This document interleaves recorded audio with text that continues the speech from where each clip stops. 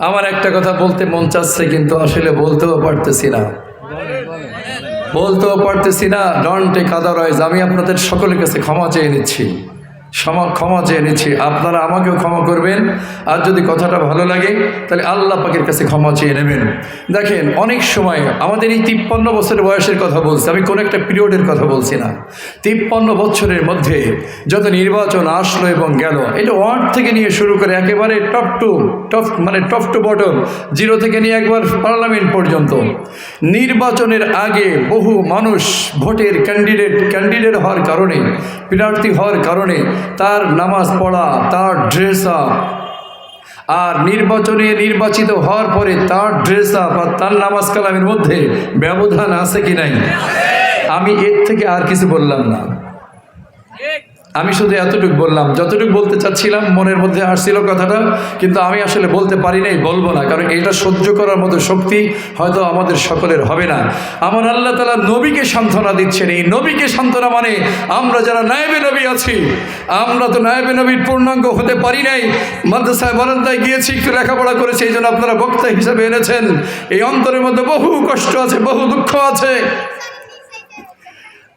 নির্বাচনের আগে একটা লিবাস সুরত ধরে জনগণকে ধোঁকার মধ্যে ফেলে ওই জনগণের ভোটে যখন আমরা আমাদের কাঙ্ক্ষিত আসনে আসীন হই, এই খেটে খাওয়া নিরপরাধ মানুষের সঙ্গে ওই নিরপরাধ উলামায়ে কেরাম তলেবুল এজেন্ট তোলাবাই এজেন্টদের সঙ্গে আমরা ইতোপূর্বে এই 53 বছরের মধ্যে যে খেলা খেলেছি, আমার বাবাজিরা, আমি তো বলি উলামায়ে কেরাম হওয়ার অপরাধ আজকে বিএনপির পিরিয়ডে উলামায়ে কেরাম মার খেয়েছে, বলুন তো ঠিক কি ঠিক না?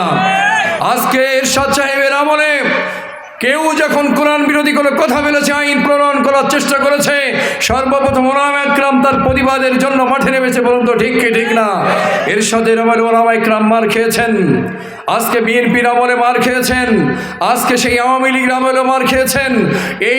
এই অন্তর্বর্তীকালীন সরকার দায়িত্ব নেওয়ার পরে আমি আমার মসজিদে বলেছিলাম যে আজকে যদি এই তত্ত্বাবধায়ক সরকার ডক্টর ইউনূস তিনিও যদি কোরআন বিরোধী কোনো আইন করতে যান, সর্বপ্রথম যেই উলামায়ে কেরাম শরীর রক্ত ঝরিয়েছিল, আবার সেই উলামায়ে কেরাম প্রতিবাদের জন্য রাজপথে যখন নামবে, এই ডক্টর ইউনূসের পেটুয়া বাহিনী উলামায়ে কেরামকে মারতে দ্বিধা করবে না, বলুন তো ঠিক কি ঠিক না?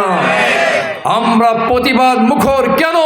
কোরআন হাদিস বিরোধী কোনো কাজ যখন কেউ করতে চায়, সর্বপ্রথম আমাদের দায়িত্ব হলো প্রতিবাদ জানিয়ে জনগণকে সতর্ক করা। আমরা সেই কাজটুকু করি। আল্লাহ নবীকে সান্ত্বনা দিয়েছেন, নায়েবে নবীদেরকে সান্ত্বনা দিয়েছেন, আমার পয়গম্বর আপনি সতর্ক করার পরেও যারা কুফরি ছাড়ে না, আমাকে মানে না, আপনাকে মানে না, আমার বিধান মোতাবেক চলে না, আরে তাদের ব্যাপারে আপনার টেনশন করার কিছু নাই, আপনি মর্মাহত হবেন না। লা ইয়াহজুনকা, আপনি মনক্ষুণ্ণ হবেন না। আল্লাযীনা ইউসারিউনা ফিল কুফর, যারা কুফরের মধ্যে নিমজ্জিত আছে, মিনাল্লাযীনা ক্বালু আমান্না বিআফওয়াহিহিম, মুখে বলে যে ঈমান এনেছি। ওই যে বলেছিলাম নির্বাচনের আগে লেবাস ধরা, যেই কাঙ্ক্ষিত ফলাফল এসে যায়, আল্লাহ বলেছে ওয়ালাম তুমিন কুলুবুহুম, ওর অন্তরে তো ওই ড্রেস আসে নাই, ওর অন্তরে সুন্নতি ড্রেস আসে নাই। তো ওয়ালাম তুমিন কুলুবুহুম, নবী ওরা তো মুখে মুখে বলতেছে আপনাকে ঈমান এনেছি, কিন্তু ওদের অন্তরে ঈমান পৌঁছায় নাই।